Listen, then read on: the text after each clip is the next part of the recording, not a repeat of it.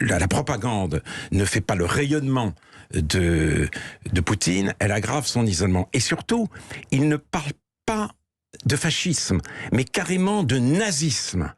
Donc, c'est-à-dire, il va un cran plus loin. Pourquoi ? Parce qu'il ne s'attendait pas au grand sursaut de l'Occident. Oui. Et moi non plus, d'ailleurs, je m'y attendais pas. Pour nous, pour beaucoup d'entre nous, c'est une surprise. Et une belle surprise.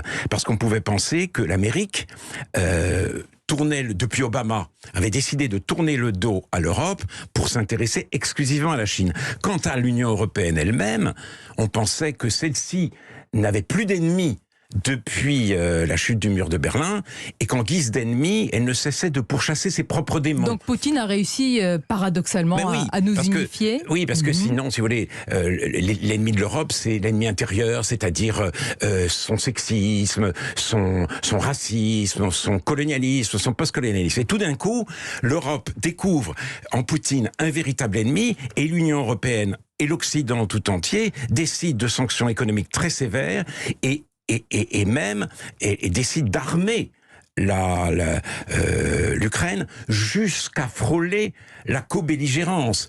Donc, si vous voulez, donc je suis partagé entre une solidarité totale envers l'Ukraine agressée, partagé en cette solidarité, également la belle surprise que constitue le sursaut européen, et en même temps un sentiment de peur devant la possible extension de cette guerre. Et il nous Donc j'oscille entre ces trois sentiments.